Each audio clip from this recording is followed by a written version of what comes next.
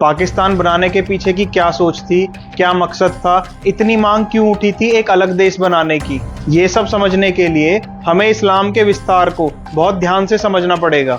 Generally कोई भी शासक किसी भी राज्य या किसी भी जगह पर हमला करता है तो उसके दो मेन रीजंस होते हैं। पहला राजनीतिक विस्तार, दूसरा अपने धर्म का प्रचार प्रसार। इस्लामिक शासकों ने जिस भी राज्य पर हमला किया या फिर राज्य को जीतने की कोशिश की, राज्य जीतने के बाद उन्होंने वहां की भौगोलिक स्थिति, जीवन शैली, पूजा पद्धति को बिल्कुल बदल कर रख दिया। लोगों से उनकी धार्मिक पहचान बिल्कुल छीन ली गई थी, उन्हें जबरन इस्लाम में कन्वर्ट कराया गया था।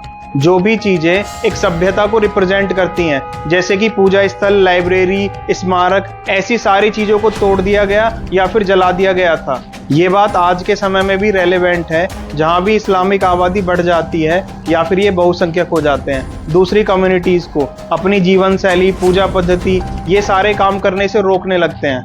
इस्लामिक ताकतों ने 7वीं सदी के शुरुआत से बाइजेंटाइन पर हमले करने शुरू किए थे। 11वीं शताब्दी में जाकर उन्होंने बाइजेंटाइन को जीता था। मतलब लगभग 450 से 500 साल लगातार वो हमले करते रहे, लगातार लड़ते गए बाइजेंटाइन को जीतने तक। पाकिस्तान को एक नया देश बनाकर तरक्की करना मकसद नहीं था। ये एक मिलिट्री पोस्ट की तरह है जिसे भारत को जीतने के लिए इस्तेमाल किया जाता रहेगा। भारत की जड़ों को कमजोर करने के लिए भारत पर हमले दो तरह से होते हैं, एक तो बाहर से और एक देश के अंदर से।